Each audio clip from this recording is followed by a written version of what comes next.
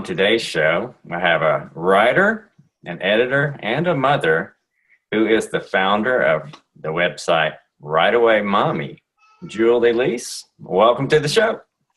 Thank you so much for having me. It's great that you're here. Let me ask you, when did you first know that you wanted to be a writer and to do this professionally? I've always loved writing. It's kind of like the go-to answer for writers, but it's true. I kind of found it again when I was living in Ukraine, and my husband even said, like, why don't you try writing? You enjoy reading so much. And I said, yeah, I've always loved it. And then after I started, I found I had a diary from when I was little, and I looked in there and laughed so hard when I saw the words, when will I finally be a writer? And that was from when I was 11 years old. So it really has been a lifelong dream. But then I realized I felt you kind of need to, find your audience, find people who agree with you in this world of writing. So that's when I started my blog after I'd been writing fiction for a while, to be able to share it with the world. All right, well, as a mom, I'm sure you're pretty busy because you're not only a mom, you're a writer and an editor. Tell us how you manage all that, and what's your secret to productivity? My secret to productivity would probably be accountability. Knowing that people are on the other end, waiting for me to be consistent, to prove that you can be consistent, because I've written about that, so I should probably do it. Knowing that somebody maybe even wants to read my work, that they're getting something from it, and just having other people who are writing articles and stories at the same time as me, and seeing them do their work. Well, I'm like, man, I gotta do this too. I gotta be on the same level as them. Let's do this. Let's have some fun. So writing with others, even just around others, that really helps. Accountability. Absolutely. Yeah, it's one thing to just write it down, but to have somebody else to call you on it is huge. Exactly. Well, you've got a great website, Right Away Mommy. Tell us about that. How did it get started, and what are you hoping to do with it? Well, it started just as me trying to share my fiction and, articles about motherhood and everything. And it was a lot of writing about myself kind of in a way. And I discovered I don't want it to be about me. I don't really like talking about me in that sense. And I realized there were lots of other mothers like me who are just trying to get by daily doing their writing because they love it, and being a mom because obviously they love that. And for the future, I just see it finding more moms like me. I have a publication on Medium with a friend. It's called Writer Mom. So it's really nice to be able to get articles from mothers around the world, even on that. So that's where I kind of see it going. Well, great.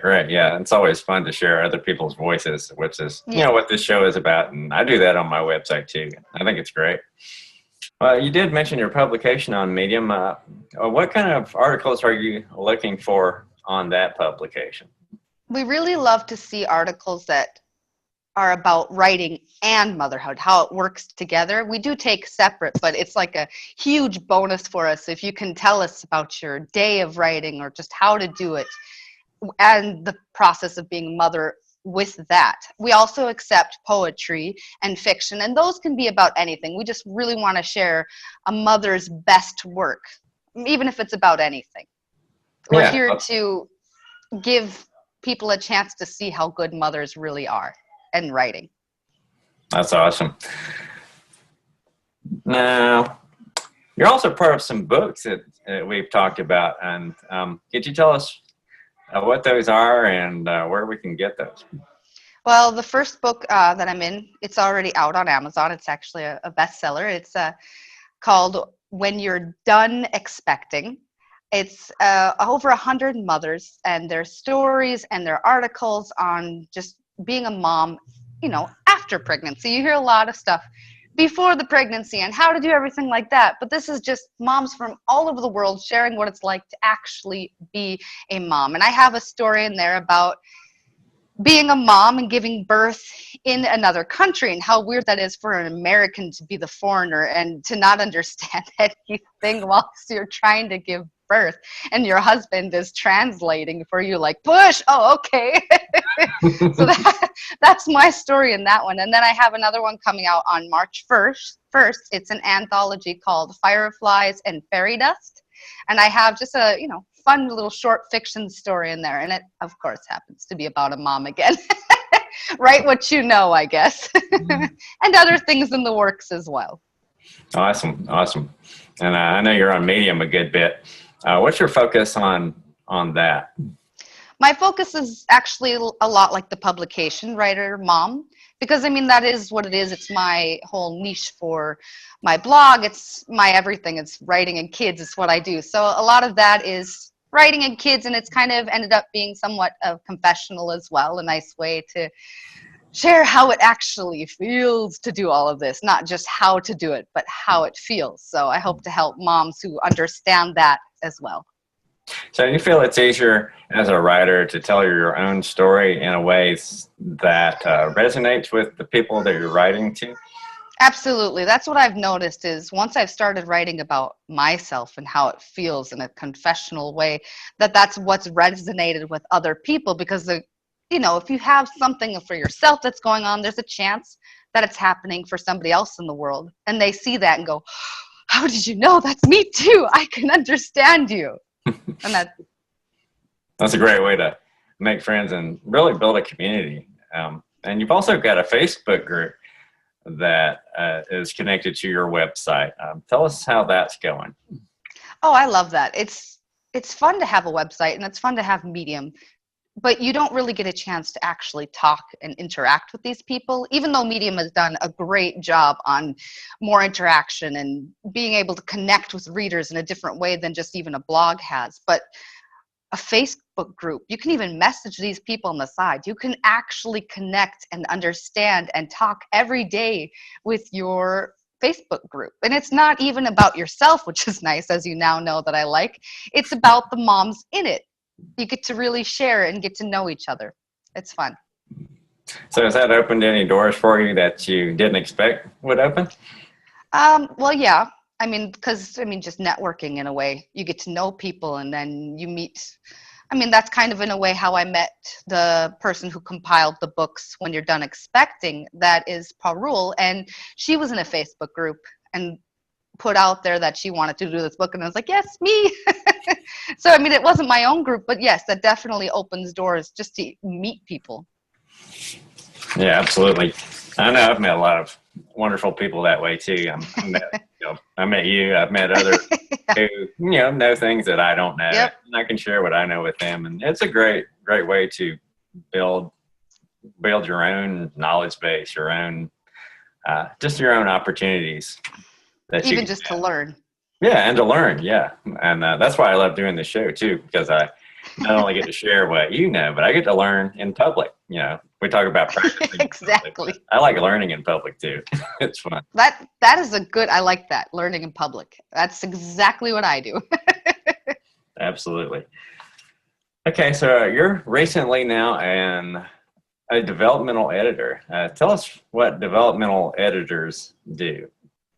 Well, even I used to think when I heard editing, I would think, proofreading and making sure the sentence structure and grammar and everything is very well. And I was always like, oh, scary, not me. But then I heard that there was developmental editing, and that's more about the story structure itself, about the characterization, about making sure the entire book itself actually works. And I love that. That's what I do anyway. So I heard that this was going on, and I've really gotten into it and been learning and working on it for quite a while now, and decided that I would open my services to other people. I just edited my first part of a book, so it's quite exciting. I actually really enjoy it. Awesome. And I see you've won some short story competitions, which means you're a pretty good fiction writer. Tell us, if you're going to be in a competition, what's the biggest benefit to a writer for doing something like that? Well, you get to put your work out there.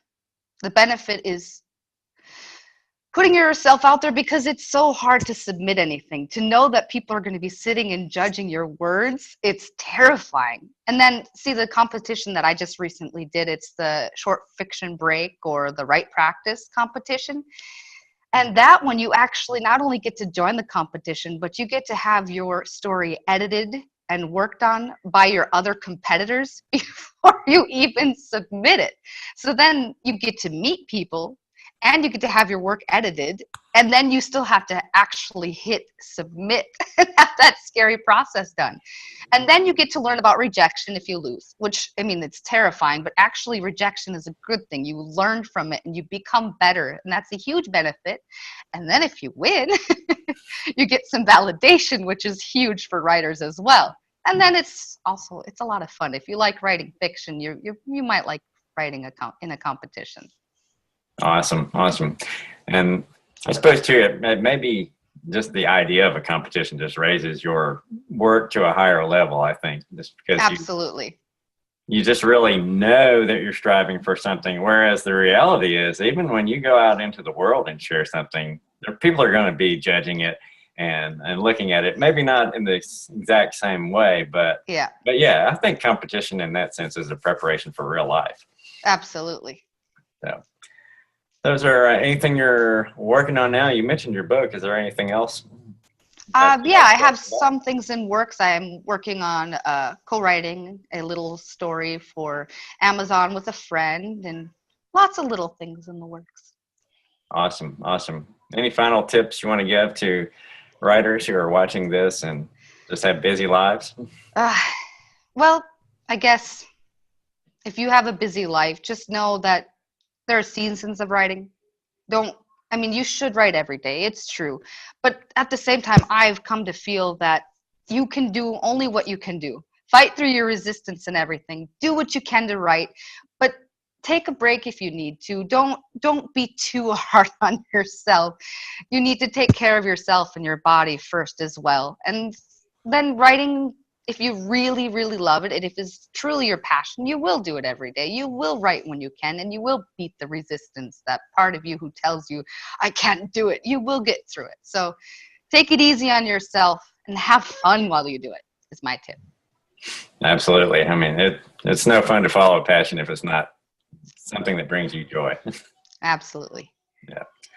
Well, Jill, thank you for being with me today and for all your great advice, and I wish you well in your future endeavors.